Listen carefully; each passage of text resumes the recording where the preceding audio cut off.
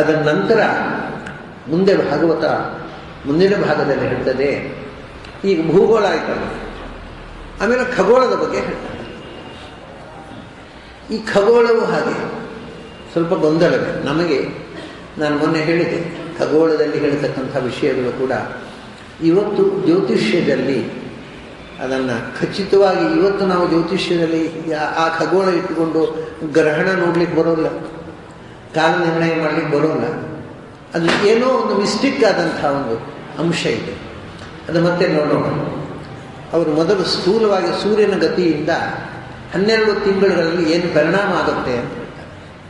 ಮೇಷತುಲಯೋ ಯದಾ ವರ್ತತೆ ತದಾ ಅಹೋರಾತ್ರಾಣಿ ಸಮಾನಾನಿ ಭವಂತಿ. ಅವ್ರು ಹೇಳ್ತಾರೆ, ವರ್ಷದಲ್ಲಿ 2 ತಿಂಗಳು ಹಗಲು ರಾತ್ರಿ ಈಕ್ವಲ್ ಆಗಿರುತ್ತೆ. 30 ಗಳಿಗೆ ಹಗಲು, 30 ಗಳಿಗೆ ರಾತ್ರಿ. ಆಮೇಲೆ 5 ತಿಂಗಳು ಹಗಲು ಜಾಸ್ತಿ ಆಗ್ತಾ ಹೋಗುತ್ತೆ, ರಾತ್ರಿ ಕಮ್ಮಿ ಆಗ್ತಾ ಹೋಗುತ್ತೆ. ಮತ್ತೆ 5 ತಿಂಗಳು ಹಗಲು ರಾತ್ರಿ ಕಮ್ಮಿ ಜಾಸ್ತಿ ಆಗುತ್ತೆ, ಹಗಲು ಕಮ್ಮಿ ಆಗ್ತಾ ಹೋಗುತ್ತೆ. ಇದು ಸೂರ್ಯನ ಗತಿಯಿಂದ ಭೂಮಿಯ ಮೇಲೆ ಆಗ್ತಕ್ಕ ಪರಿಣಾಮಗಳು.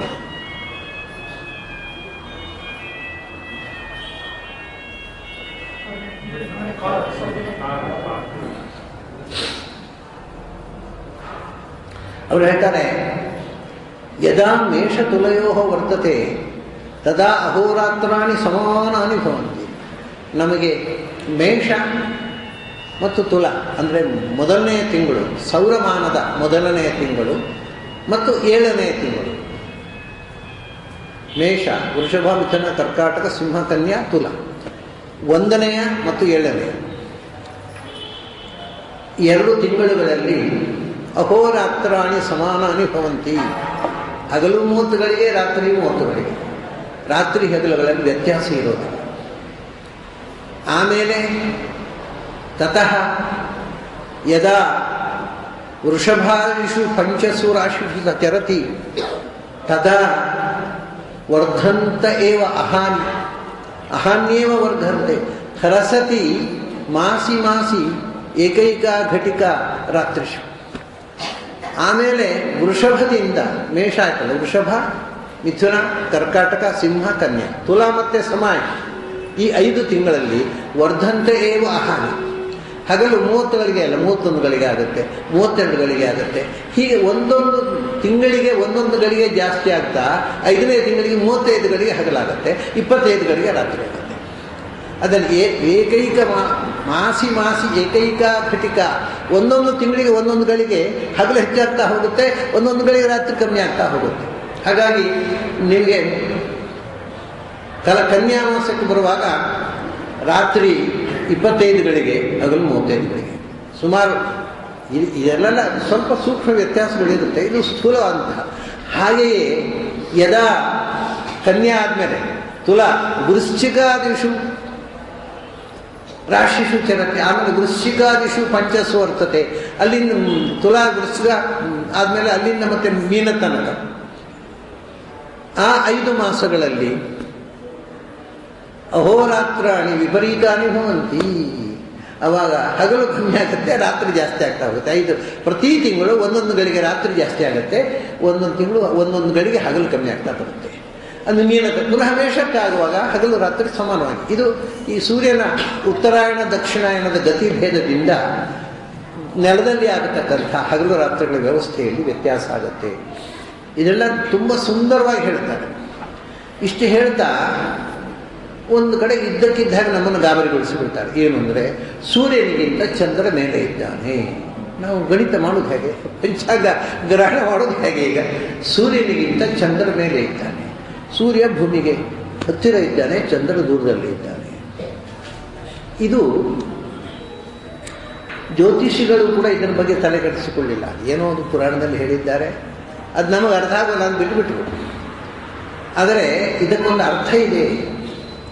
ಯಾಕೆ ಹೀಗೆ ಹೇಳ್ತಾನೆ ಅಂದರೆ, ಅದು ಬರೀ ಸೂರ್ಯಮಂಡಲವನ್ನು ಚಂದ್ರಮಂಡಲವನ್ನು ಹೇಳುವುದಲ್ಲ. 2 ಇದೆ. ಸೂರ್ಯ ಲೋಕ, ಚಂದ್ರ ಲೋಕ. ಸೂರ್ಯ ಮಂಡಲ, ಚಂದ್ರಮಂಡಲ ಇದ್ದ ಹಾಗೆ ಸೂರ್ಯ ಲೋಕ, ಚಂದ್ರ ಲೋಕ ಅಂತಿದೆ.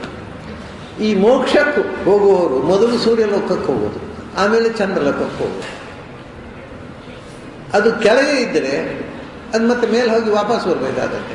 ಹಾಗಾಗಿ ಚಂದ್ರನ ಲೋಕ ಸೂರ್ಯಲೋಕಕ್ಕಿಂತ ಮೇಲೆ ಇದೆ. ಕಣ್ಣಿಗೆ ಕಾಣುವಂಥ ಮಂಡಲ ಅಲ್ಲ ಅವರು ಹೇಳೋದು. ಇದು ಎರಡನ್ನು ಸಮೀಕರಿಸಿ ಹೇಳ್ತಾರೆ, ಅದನ್ನು ಮಿಕ್ಸಪ್ ಮಾಡ್ತಾರೆ. ಸೂರ್ಯ ಮಂಡಲದಿಂದ ಚಂದ್ರ ಮಂಡಲ ಹತ್ತಿರ ಇದೆ ಭೂಮಿಗೆ, ಆದರೆ ಸೂರ್ಯ ಲೋಕಕ್ಕಿಂತ ಚಂದ್ರ ಲೋಕ ಭೂಮಿಗಿಂತ ಚಂದ್ರ ಸೂರ್ಯನಿಗಿಂತ ಆಚೆಗಿದೆ. ಆದ್ದರಿಂದ ಮುಕ್ತಿಗೆ ಹೋಗುವವರು ಮೊದಲು ಸೂರ್ಯಲೋಕಕ್ಕೆ ಹೋಗ್ತಾರೆ, ಸೂರ್ಯಲೋಕಕ್ಕೆ ಹೋಗಿ ಅನಂತರ ಚಂದ್ರಲೋಕಕ್ಕೆ ಹೋಗ್ತಾರೆ. ಆ ಗತಿಯಲ್ಲಿ ಒಂದು ವ್ಯತ್ಯಾಸ ಇದೆ. ಹಾಗಾಗಿ ಇದು ಉಪನಿಷತ್ತುಗಳಲ್ಲಿ ಹೀಗೆ ಹೇಳ್ತಾರೆ, ಚಂದ್ರಲೋಕ ಮೇಲೆ ಇದೆ. ಈ ದೃಷ್ಟಿಯಿಂದ ಇದನ್ನು ನಾವು ನೋಡಿದಾಗ ಅವರು ಯಾಕೆ ಸೂರ್ಯನಿಂದ ಚಂದ್ರ ಮೇಲೆ ಇದ್ದಾನೆ ಅಂತ ಹೇಳುವುದಕ್ಕೆ ಒಂದು ಅರ್ಥ ಬರ್ತದೆ. ಬಟ್ ಇದರ ಬಗ್ಗೆ ಶೋಧನೆ ಮಾಡಬೇಕು. ನಾನು ತೀರ್ಮಾನ ಅಂತ ಹೇಳಿದ್ದಲ್ಲ, ಒಂದು ಸಾಧ್ಯತೆಯನ್ನು ನಿಮ್ಮ ಮುಂದೆ ಇಟ್ಟದ್ದು. ಆಮೇಲೆ ಇನ್ನು ಕೆಲವು ಮಾತುಗಳು ಬರ್ತದೆ. ಏನು ಅಂದರೆ, ಸೂರ್ಯನಿಗೆ ರಥಮೇಕ ಚಕ್ರಂ, ಒಂದು ಚಕ್ರದ ರಥದಲ್ಲಿ ಸೂರ್ಯ ಸುತ್ತು ಬರ್ತಾನೆ, ಒಂದೇ ಚಕ್ರ ಅದಕ್ಕೆ. ಆಮೇಲೆ ಅವರು ಹೇಳ್ತಾರೆ ಏನು ಅಂದರೆ, ಅಶ್ವಾಹ ಸಪ್ತ ಛಂದೋ ನಾಮಾನ, 7 ಕುದುರೆಗಳು, ಅವನ ಹೆಸರೇ ಸಪ್ತಾಶ್ವ ಅಂತ. 7 ಕುದುರೆಗಳು ಇರುವ ಒಂದೇ ಗಾಡಿ ಇರುವ ಗಾಡಿಯಲ್ಲಿ ಸೂರ್ಯ ಸುತ್ತು ಬರ್ತಾನೆ. ಇದನ್ನು ನೋಡಿಕೊಂಡು ನಮ್ಮ ಮಾಡರ್ನ್ ವಿಜ್ಞಾನಿಗಳು ಪ್ರಾಚೀನರಿಗೆ ಭೂಮಿ ಸುತ್ತು ಬರೋದು ಗೊತ್ತಿರಲಿಲ್ಲ, ಭೂಮಿಗೆ ಸೂರ್ಯ ಸುತ್ತು ಬರ್ತಾನೆ ಅಂತ ತಿಳ್ಕೊಂಡಿದ್ದು. ಯಾಕಂದರೆ ಅವನು ಗಾಡಿಯಲ್ಲಿ ಸುತ್ತು ಬರ್ತಾನೆ ಹೇಳ್ಬೇಕಾದ್ರೆ ಸುತ್ತು ಬರಲೇಬೇಕಾದ್ರೆ. ಅದು ತಮಾಷೆ ಏನು ಅಂದರೆ, ಇದರ ಬಗ್ಗೆ ಇವರು ಅರ್ಥ ಮಾಡಿಕೊಳ್ಳಿಕ್ಕೆ ಹೋಗಲಿಲ್ಲ ಅಂತ ಕಾಣುತ್ತೆ. ಒಂದು ಗಾಲಿಯ ರಥ ಅಂದರೆ ಏನು? ಈಗ ಸುತ್ತು ಬರಬೇಕಾದ್ರೆ 2 ಗಾಲಿ ಬೇಡ, ಒಂದೇ ಗಾಲಿ ಏಕಚಕ್ರಂ ರಥಂ. ಅದು ಕೂಡ ರಥಂ ಏಕಚಕ್ರಂ ದ್ವಾದಶಾರಂ ಅಂತಂದರು ಭಾಗವತದಲ್ಲಿ. ಅದಕ್ಕೆ 12 ಸ್ಪೋಕ್ಸ್, ಅರಗೀಲುಗಳಿರುವ ಒಂದು ಚಕ್ರ, ದ್ವಾದಶಾರಂ ಚಕ್ರ. 12 ಸ್ಪೋಕ್ಸ್, ಅರಗೀಲುಗಳು. ಆಮೇಲೆ 7 ಕುದುರೆಗಳು, ಅದು ಒಂದೇ ಗಾಲಿ ನೋಡಿ, ಅಡ್ಡ ಬೀಳದ ಹಾಗೆ 7 ಕುದುರೆಗಳು. ಅದು ಹೋಗುವುದು ಆಕಾಶದಲ್ಲಿ, ಕುದುರೆಗಳು ಯಾಕೆ ಬೇಕು? ಆದರೆ 7 ಕುದುರೆಗಳು. ಇದು ವೇದದಲ್ಲಿ ಬಂದಿರತಕ್ಕಂಥ ಮಾತು. ವೇದದಲ್ಲಿ ಏನು ಹೇಳ್ತಾರೆ ಅಂದರೆ, ಸಪ್ತ ಯುಂಜಂತಿ ರಥಮೇಕ ಚಕ್ರಂ, ಒಂದು ಚಕ್ರದ ರಥವನ್ನು 7 ಕುದುರೆಗಳು ಎಳಿತಾ ಇವೆ. ಇವೆಲ್ಲ ಸಿಂಬಾಲಿಕ್ ಅಂತ. ಇದರ ಅರ್ಥ ಮಾಡಿಕೊಳ್ಳಿಕ್ಕೆ ನಾವು ಪ್ರಯತ್ನ ಮಾಡಬೇಕು. ಆಮೇಲೆ ಮುಂದೆ ಹೇಳಿದರು, ಒಂದು ಚಕ್ರದ ಗಾಲಿ, ಒಂದು ಗಾಲಿಯ ರಥವನ್ನು 7 ಕುದುರೆಗಳು ಎಳಿತಾ ಇವೆ. ಅಥವಾ ಏಕೋ ಅಶ್ವೋ ವಹತಿ ಸಪ್ತನಾಮ, 7 ಹೆಸರಿನ ಒಂದೇ ಕುದುರೆ ಎಳೀತದೆ ಎಂದರು. ಆಮೇಲೆ ಮೊದಲು 7 ಕುದುರೆ ಎಂದರು. ಆಮೇಲೆ ಅಥವಾ ಇನ್ನೊಂದು ರೀತಿಯಿಂದ ಹೇಳೋದಿದ್ರೆ, ಒಂದೇ ಕುದುರೆ 7 ಹೆಸರು. ಇದೀಗ ನೋಡಿ ತಮಾಷೆ ಏನಂದರೆ, ಇದು ಮೊದಲು ಭೌತಿಕವಾದಂಥ ಅರ್ಥ ನೋಡೋಣ. 12 ಅರಗೀಲುಗಳಿರತಕ್ಕಂಥ ಒಂದು ಚಕ್ರ ಅಂದರೆ ಅವರು ಹೇಳುವುದು ಕಾಲಚಕ್ರವನ್ನು. ಒಂದು ಚಕ್ರ ಅಂದರೆ 1 ವರ್ಷ, ಅದರ 12 ಸ್ಪೋಕ್ಸ್ ಅಂದರೆ 12 ತಿಂಗಳುಗಳು. ಸೊ 12 ತಿಂಗಳುಗಳ ಒಂದು ಸುತ್ತು ಒಂದು ಚಕ್ರ ಅಂದರೆ ಸಂವತ್ಸರ ಚಕ್ರ. ಸೂರ್ಯನ ಉದಯಾಸ್ತಮಯಗಳಿಂದ ಹಗಲು ರಾತ್ರಿಗಳಾಗಿ, ಅದೇ ತಿಂಗಳುಗಳಾಗಿ, ಅದೇ ವರ್ಷವಾಗಿ ಕಾಲಚಕ್ರ ತಿರುಗುತ್ತಾ ಇದೆ. ಅವರು ಹೇಳೋದು ಇಷ್ಟೇ, ಅವನ ಚಕ್ರ ಅಂದರೆ ಕಾಲಚಕ್ರ, ಒಂದೇ ಚಕ್ರ, ಅದು 2 ಕಾಲ ಇಲ್ಲ. ಅದಕ್ಕೆ 12 ಸ್ಪೋಕ್ಸ್ ಆಯಿತು. ಅದಕ್ಕೆ 7 ಕುದುರೆಗಳು. 7 ಕುದುರೆಗಳು ಅನ್ನೋದಕ್ಕೆ ಅಧ್ಯಾತ್ಮದಲ್ಲಿ ಒಂದು ಅರ್ಥ ಇದೆ, ಅದು ಮತ್ತೆ ನೋಡಿ. ಭೌತಿಕವಾಗಿ ನೋಡಿ, ಸೂರ್ಯನ 7 ಕುದುರೆಗಳು ಅಂದರೆ ಸೂರ್ಯನಲ್ಲಿರತಕ್ಕಂಥ 7 ಕಲರ್ಸ್, 7 ಬಣ್ಣಗಳ, ಅದೇ ಒಂದೇ ಕಿರಣ, ಅದು 7 ಬಣ್ಣಗಳಲ್ಲಿ ಕಾಣುತ್ತೆ. ಒಂದೇ ಕುದುರೆ, ಅದಕ್ಕೆ 7 ಹೆಸರು ಅಂದರು. ಅದು ವಿಬ್ಜೋರು ಅಂತ ನೀವು 7 ಹೆಸರು ಕೊಡಿ, ಆದರೆ ಅದು ಒಂದೇ, ಅದು ಸೂರ್ಯಕಿರಣವೇ, ಅದು ಬೇರೆ ಏನಿಲ್ಲ, ಸೂರ್ಯಕಿರಣವೇ. ಅದಕ್ಕೆ ನೀರಿನಲ್ಲಿ ರಿಫ್ಲೆಕ್ಟ್ ಆದಾಗ 7 ಬಣ್ಣಗಳು ಕಾಣ್ತವೆ. ಅದರಿಂದ ಒಂದೇ ಕುದುರೆಗೆ 7 ಹೆಸರು. ಆಮೇಲೆ ಏಕೋ ಅಶ್ವೋ ವಹತಿ ಸಪ್ತನಾಮ, ಇನ್ನೊಂದೇನು ಅಂದರೆ ಒಂದೇ ಕುದುರೆ. ಯಾವುದು? ಕಾಲ ಅನ್ನೋದು ಅದು ಕಾಲವೇ. ಅದಕ್ಕೆ 7 ಹೆಸರು: ಭಾನುವಾರ, ಸೋಮವಾರ, ಮಂಗಳವಾರ, ಬುಧವಾರ, ಗುರುವಾರ, ಶುಕ್ರವಾರ. ಇದು ಎಲ್ಲ ಒಂದೇ ಕುದುರೆ ಅಲ್ವಾ? ಭಾನುವಾರ ಅಂತ ಬೇರೆ ಕಾಲ ಏನಿಲ್ಲ, ಒಂದೇ ಕಾಲಕ್ಕೆ 7 ಡಿವಿಷನ್ಸ್ ಮಾಡಿ ಅದೇ ರಿಪೀಟ್ ಆಗ್ತಾ ಇರ್ತದೆ, ನಿರಂತರ 7. ಅದೇ ಸಪ್ತನಾಮ ಅಶ್ವ, ಇದೇ 7 ಕುದುರೆಗಳು. ಇದು ಪ್ರಾಚೀನರು ಹೇಳಿರ್ತಕ್ಕಂಥದ್ದು.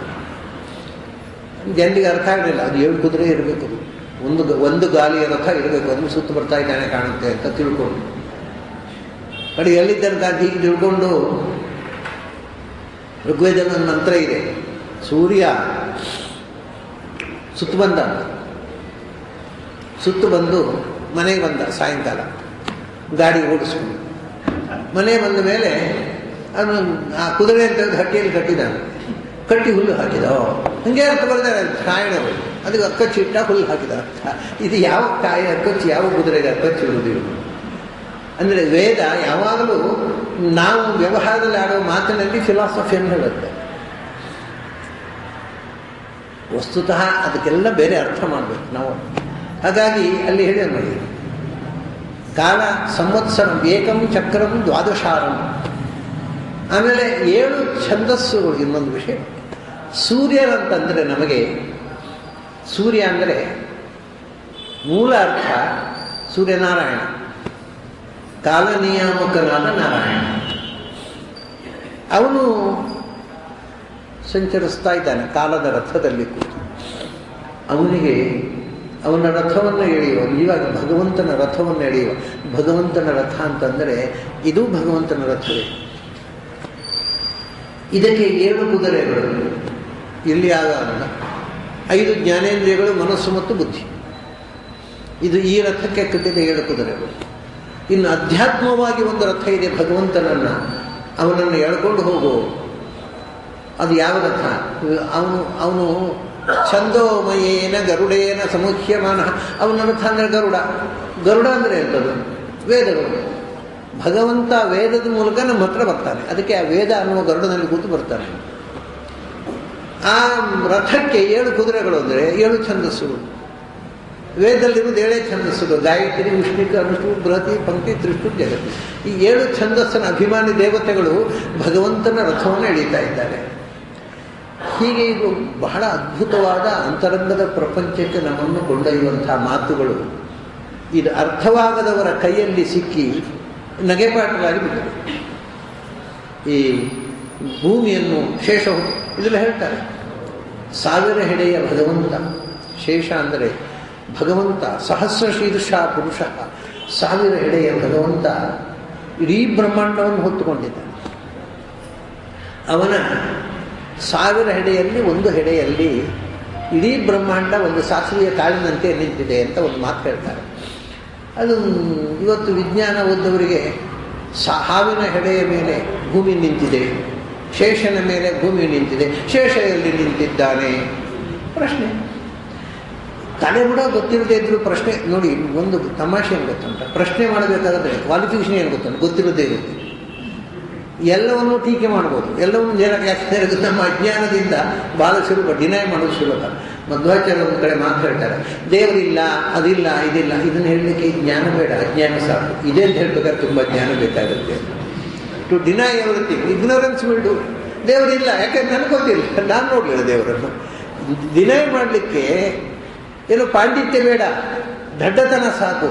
ಅದು ಇದೆ ಅಂತ ಒಪ್ಕೋಬೇಕಾಗಿದ್ರೆ ಬಹಳ ಸಾಧನೆ ಬೇಕಾಗತ್ತೆ, ಬಹಳ ಅರಿವಿನ ಆಳಕ್ಕೆ ಇಳಿಬೇಕಾಗತ್ತೆ. ಹಾಗೆ ಶೇಷ ಭೂಮಿಯನ್ನು ಹೊತ್ತುಕೊಂಡಿದ್ದಾನೆ ಅನ್ನೋದನ್ನು ಯಾಕೆ ಹೇಳಿದ್ರು ಅಂತ ಯೋಚನೆ ಮಾಡಲಿಲ್ಲ. ಶೇಷವು ಹೊತ್ತುಕೊಂಡಿದ್ದು, ಶೇಷನ ಯಾರು ಹೊತ್ತುಕೊಂಡಿದ್ದಾರೆ? ಇದೆಲ್ಲ ಮೂಢನಂಬಿಕೆ, ಅಡುಗೂಲಜ್ಜಿಯ ಕಥೆಗಳು ಅಂತ ಶಾಲೆಯಲ್ಲಿ ಮೇಷ್ಟ್ರು ಮಕ್ಕಳಿಗೆ ಹೇಳಿಯೇ ಬಿಟ್ಟರು. ಇವರು ಹೇಳುವುದು ಅಡುಗೂಲಜ್ಜಿಯ ಕಥೆ ಅಂತ ಅವರಿಗೆ ಗೊತ್ತಾಗಲಿಲ್ಲ.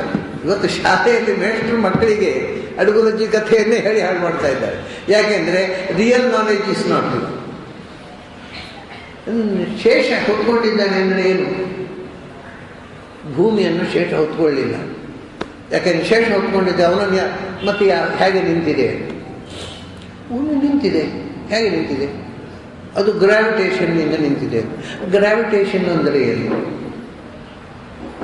ಅದು ಇಂಗ್ಲೀಷ್ ಶಬ್ದ ಆಯಿತು. ನಮಗೇನು ಅಂದರೆ ನಮಗೆ ಗೊತ್ತಿಲ್ಲದ ವಿಷಯವನ್ನು ಇಂಗ್ಲೀಷ್ ಶಬ್ದದಲ್ಲಿ ಹೇಳಿಬಿಟ್ರೆ ಬಾಯಿ ಬಿಟ್ಟು ಕೂತ್ಕೊಳ್ತಾರೆ ಪಂಡಿತರು ಅಂತ. ಅದೆಲ್ಲ ಗ್ರಾವಿಟೇಷನ್, ನಿಮಗೆ ಅರ್ಥ ಆಗೋಲ್ಲ. ಅಲ್ಲ, ಗ್ರಾವಿಟೇಷನ್ ಅಂದರೆ ಏನು? ಅದಕ್ಕೊಂದು ನಮ್ಮ ದೇಶದ ಶಬ್ದ ಇರಬೇಕಲ್ಲ. ಬರೀ ಇಂಗ್ಲೀಷ್ ಶಬ್ದವನ್ನು ಹೇಳಿ. ಗ್ರಾವಿಟೇಷನ್ ಅಂದರೆ ಆಕರ್ಷಣೆ ಅಲ್ವಾ? ಆಕರ್ಷಣ ಶಕ್ತಿ. ಮತ್ತು ಇವರೇನು ಹೇಳಿದ್ದು ಭೂಮಿಯನ್ನು ಸಂಕರ್ಷಣ ಹೊತ್ತಿದ್ದಾನೆ ಅಂತ. ಏನು ವಾಟ್ ಈಸ್ ದ ಡಿಫರೆನ್ಸ್? ಸಂಕರ್ಷಣ ಹೊತ್ತಿದ್ದಾನೆ ಮತ್ತು ಆಕರ್ಷಣ ಶಕ್ತಿಯಿಂದ ವ್ಯತ್ಯಾಸ ಏನು? ಅವರೇನು ಆಕರ್ಷಣ ಶಕ್ತಿ ಯಾಕೆ ಬಂತು ಅಂತ ಆಮೇಲಿನ ಪ್ರಶ್ನೆ. ಈ ಗ್ರಹಗೋಳಗಳಲ್ಲಿ ಒಂದನ್ನೊಂದು ಎಳೆದು ಹಿಡ್ಕೊಳ್ಳುವ ಆ ಶಕ್ತಿ ಬಂತಲ್ಲ, ಜಡಕ್ಕೆ ಯಾವ ಶಕ್ತಿ ಇಲ್ಲ. ಅದನ್ನು ಕೊಡ್ತಕ್ಕ ಶಕ್ತಿ ಭಗವಂತನ ಸಂಕರ್ಷಣ ಶಕ್ತಿ. ಇದೆಲ್ಲ ಯೋಚನೆ ಮಾಡಿದರೆ ಇವತ್ತು ವಿಜ್ಞಾನ ಏನು ಹೇಳುತ್ತೆ ಅದನ್ನು ಇದಕ್ಕಿಂತ ಹೆಚ್ಚು ಅಕ್ಯುರೇಟ್ ಆಗಿ ಅವರು ಹೇಳಿದ್ದಾರೆ. ಅವರು ಹೇಳ್ತಾರೆ ಶೇಷ ಅಂದರೆ ಏನು ಅಂದರೆ ಶಿಷ್ಯತೆ ಅಶೇಷ ಸಂಜ್ಞ. ಎಲ್ಲವನ್ನು ಎವ್ರಿಥಿಂಗ್ ಈಸ್ ಡಿಸ್ಟ್ರಾಯ್ಡ್.